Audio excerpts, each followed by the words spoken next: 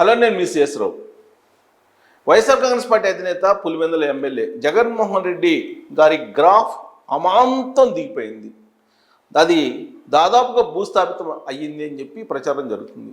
దానికి గల కారణం ఏంటంటే ఆయన సొంత జిల్లా కడప, ఆయన సొంత నియోజకవర్గం పులివెందుల్లోనే వైఎస్ఆర్ కాంగ్రెస్ పార్టీ నుంచి తెలుగుదేశం పార్టీలోకి చేరడానికి చాలామంది ముందుకు వస్తున్నటువంటి పరిస్థితి.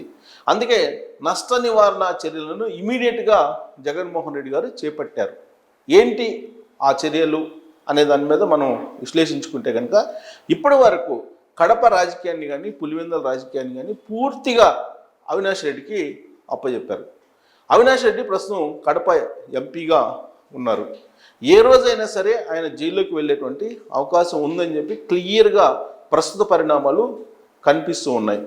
ఒకవేళ అదే జరిగితే కడపలో ఉండేటువంటి రాజకీయాన్ని ఎవరు హ్యాండిల్ చేస్తారు అనేటువంటి ప్రశ్న వేసుకున్నటువంటి జగన్మోహన్ రెడ్డి గారు ఇప్పుడు అవినాష్ రెడ్డికి బదులుగా సతీష్ రెడ్డిని రంగంలోకి దింపడానికి సిద్ధమయ్యారు.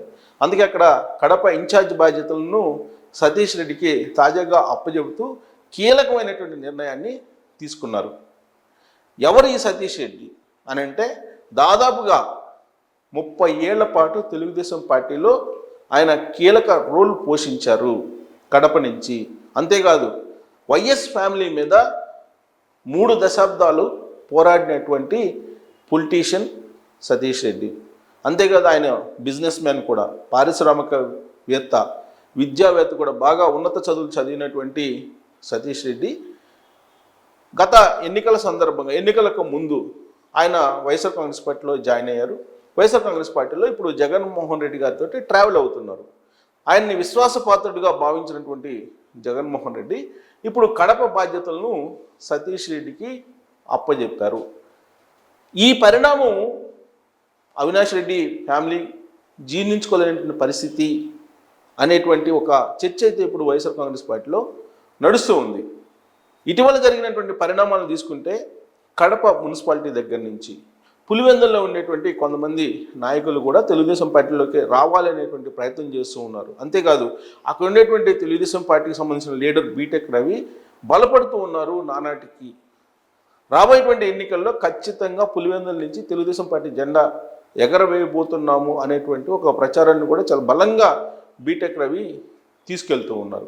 ఇలాంటి పరిస్థితుల్లో కడపలో బలహీనపడితే రాష్ట్ర వ్యాప్తంగా అసలు కంప్లీట్గా ఉనికి కోల్పోయేటువంటి ప్రమాదం ఉంది వైఎస్ఆర్ కాంగ్రెస్ పార్టీకి.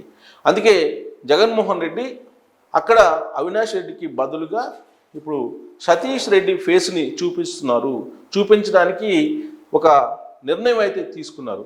రాబోయేటువంటి రోజుల్లో సతీష్ రెడ్డిని ముందుండి వైఎస్ఆర్ కాంగ్రెస్ పార్టీని నడిపించడానికి సిద్ధమయ్యారు జగన్మోహన్ రెడ్డి గారు. సో ఈ పరిణామాలన్నీ ఎందుకు చేస్తూ ఉన్నారంటే మరొక కోణంలో విశ్లేషణ చేసుకుంటే ప్రస్తుతం కాంగ్రెస్ పార్టీ ఏపీ అధ్యక్షురాలుగా షర్మిల ఉన్నారు. షర్మిల కడప మీద ప్రత్యేకమైనటువంటి కాన్సన్ట్రేషన్ చేశారు. ఆవిడ 2024 ఎన్నికల్లో కడప ఎంపీ అభ్యర్థిగా కాంగ్రెస్ పార్టీ నుంచి పోటీ చేశారు. అంతేకాదు రాష్ట్రం మొత్తం కూడా ఆవిడ పర్యటించి జగన్మోహన్ రెడ్డి గారు ఎలాంటి వాళ్ళు అనేటువంటి విషయాన్ని ప్రజలకి కూలంకుషంగా అర్థమయ్యేటట్టు స్పష్టంగా చెప్పారు. జగన్మోహన్ రెడ్డి గారు 2019కి ముందు ఒక రకంగా, 2019 తర్వాత మరొక రకంగా ఉన్నారు. ఆయన్ని నమ్మద్దు, ఒకవేళ నమ్మితే ఆంధ్రప్రదేశ్ని కూడా అమ్మేస్తారు, దోచుకుంటారు అనేటువంటి విషయాన్ని చాలా స్పష్టంగా ప్రజల్లోకి తీసుకెళ్ళగలిగారు.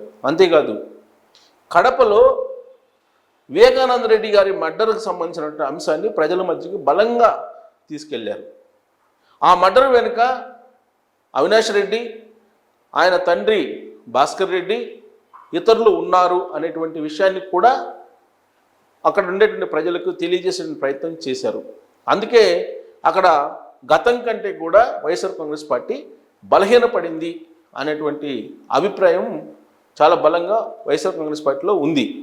దానికి ఉదాహరణ ఏంటంటే జగన్మోహన్ రెడ్డి గారు 2024 ఎన్నికలకు ముందు కడప వెళ్ళినప్పుడు లేదా పులివెందులు వెళ్ళినప్పుడు కానీ ఆయనకి లభించినటువంటి ఆదరణ చాలా తక్కువగా ఉంది అనేది అప్పట్లోనే గ్రహించారు. ఇక 2024 ఎన్నికలు అయిపోయిన తర్వాత, ఫలితాలు వచ్చిన తర్వాత ఆయన పులివెందులు వెళ్ళారు. ఆ సందర్భంగా అక్కడుండేటువంటి వైఎస్ఆర్ కాంగ్రెస్ పార్టీ లీడర్లే జగన్మోహన్ రెడ్డి గారి మీద రివర్స్ అయ్యారు. ఎందుకు రివర్స్ అయ్యారు అని అంటే, ఆయన ముఖ్యమంత్రిగా ఉన్నటువంటి సమయంలో పులివెందులకు ఏం చేయలేదు, పులివెందుల లీడర్లకు అన్యాయం చేశారు అనేది కూడా వ్యక్తం చేశారు. ఎన్నికల ముందు ప్రచారానికి భారతిరెడ్డి గారు వెళ్ళినప్పుడు కూడా అక్కడ ఉండేటువంటి ప్రజలు భారతిరెడ్డి గారి మీద కూడా ఒక రకంగా నిలదీశారు, ఒక రకంగా రివర్స్ అయ్యారు. తమ భూముల మీద జగన్మోహన్ రెడ్డి బొమ్మ ఏంటి, తమ పాస్ పుస్తకాల మీద జగన్మోహన్ రెడ్డి బొమ్మ ఏంటి, అసలు మా ఆస్తులు ఉంచుతారా లాక్కుంటారా, ఇలాంటి అభిప్రాయాల్ని నేరుగా భారతిరెడ్డి ముందే వాళ్ళు వ్యక్తపరిచారు పులివెందులకు సంబంధించినటువంటి ఓటర్లు. జగన్మోహన్ రెడ్డికి మీరన్నా చెప్పండి అనేటువంటి అభ్యర్థన కూడా చేశారు. అంటే ఆ స్థాయిలో పులివెందుల్లో జగన్మోహన్ రెడ్డి గారి మీద, ఆయన పరిపాలన మీద వ్యతిరేకత ఉంది. దాన్ని 2024లో మనం డైరెక్ట్గా చూడటం జరిగింది. సో ఈ మొత్తం నష్టాన్ని నివారించడానికి జగన్మోహన్ రెడ్డి గారు తీసుకున్న నిర్ణయం ఏంటంటే, సతీష్ రెడ్డికి అక్కడ బాధ్యతలని అప్పచెప్పారు. అంటే దాని అర్థం ఏంటంటే, రాబోయేటువంటి రోజుల్లో అవినాష్ రెడ్డి అరెస్ట్ కావడం ఖాయం, జైలుకి వెళ్ళడం ఖాయం అనేది చాలా క్లియర్గా అర్థమవుతుంది. అదే జరిగితే కనుక కడప లోక్సభ ఉప ఎన్నికల్లో కూడా వచ్చేటువంటి అవకాశం ఉంది.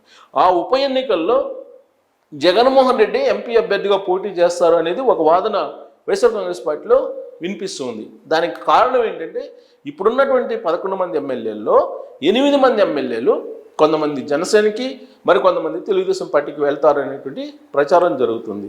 అదే జరిగితే ఇంకా మిగిలేది 3 ఎమ్మెల్యేలే. ఆ ముగ్గురితోటి అసెంబ్లీలో అడుగు పెట్టడానికి కూడా బహుశా జగన్మోహన్ రెడ్డి గారు సిద్ధపడరు. ఢిల్లీ రాజకీయాల మీద ఆయన కాన్సన్ట్రేషన్ చేస్తున్నారు అనేది గత కొంతకాలంగా వినిపిస్తూ ఉంది. అందుకే కడపలో ఒకవేళ ఉప ఎన్నికలు వస్తే ఆయన పోటీ చేసి ఢిల్లీ వెళ్ళాలి అనేటువంటి ఆలోచన చేస్తున్నారు అనేది ఒక టాక్ ఇప్పుడు వైఎస్ఆర్ కాంగ్రెస్ పార్టీలో నడుస్తుంది. అలాంటి సమయంలో పులివెందుల నుంచి ఎవరు పోటీ చేస్తారంటే, భారతిరెడ్డి గారు పోటీ చేస్తారు. అక్కడి నుంచి ఆవిడ అక్కడి నుంచి ఎమ్మెల్యే అభ్యర్థిగా నిల్చుంటారనేటువంటి ఒక ప్రచారం నడుస్తుంది. కానీ ఇప్పుడు మారినటువంటి పరిణామాల దృష్ట్యా సతీష్ రెడ్డిని పులివెందుల నుంచి పోటీ చేపిస్తారా అనేటువంటి ఒక అభిప్రాయం ఉంది. అందుకే బహుశా నేను అనుకోవడం సతీష్ రెడ్డిని ఇప్పుడు ప్రజల్లోకి బలంగా వెళ్ళేలా ఏర్పాట్లు చేస్తున్నారు జగన్మోహన్ రెడ్డి. సో ఈ మార్పులన్నీ కనుక మనం చూస్తే రాబోయేటువంటి రోజుల్లో జగన్మోహన్ రెడ్డి వర్సెస్ అవినాష్ రెడ్డి ఫ్యామిలీ మధ్య కొంత గ్యాప్ అయితే ఏర్పడే అవకాశం ఉంది. ఆ గ్యాప్ ఏర్పడినప్పుడు అసలు కథ ఏంటి అనేది బయటకు వస్తుంది. ఇప్పటి వరకు కూడా వైఎస్ ఫ్యామిలీలో ఏం జరుగుతుంది అనే దాని మీద రకరకాలుగా కథలుగా వినిపిస్తూ ఉంది. వివేకానంద రెడ్డి మర్డర్ తర్వాత జరిగినటువంటి పరిణామాలు వైఎస్ ఫ్యామిలీలో కొంత ఇబ్బంది కలిగేటువంటి పరిణామాలు చోటు చేసుకున్నాయి. చివరికి సొంత తల్లి విజయము కూడా జగన్మోహన్ రెడ్డిని వ్యతిరేకిస్తూ వీడియో రిలీజ్ చేయడం జరిగింది 2024 ఎన్నికలకు ముందు. మరోవైపు వివేకానంద రెడ్డి కుమార్తె డాక్టర్ సునీతారెడ్డి జగన్మోహన్ రెడ్డికి సంబంధించి అనేకమైనటువంటి అంశాలు ప్రజల మధ్యకు తీసుకెళ్లారు. అంటే వీలున్నంత వరకు జగన్మోహన్ రెడ్డి ఫ్యామిలీ చాలా వరకు బలహీనపడింది. వాళ్ళ మీద ఉన్నటువంటి ఇమేజ్ తగ్గిపోయింది. ఇలాంటి పరిస్థితుల్లో సతీష్ రెడ్డిని ముందుంచడం ద్వారా కడపలో, పులివెందుల్లో పార్టీని కాపాడుకునేటువంటి ప్రయత్నం జగన్మోహన్ రెడ్డి గారు ఆలోచించినట్టు ఈ మార్పు ద్వారా అర్థమవుతుంది. సో రాబోయేటువంటి రోజుల్లో కడప, పులివెందుల్లో సతీష్ రెడ్డి ద్వారా మళ్ళీ పార్టీ బలోపేతం అయ్యేటువంటి అవకాశం ఉందా, లేదా మరింత డౌన్ అయ్యేటువంటి అవకాశం ఉందా? ఒకవేళ అవినాష్ రెడ్డి అరెస్ట్ అయితే పరిణామాలు ఏ విధంగా ఉండబోతున్నాయి అనే దాని మీద కామెంట్ రూపంలో మీ అభిప్రాయాన్ని తెలియజేయచ్చు. Thank you very much.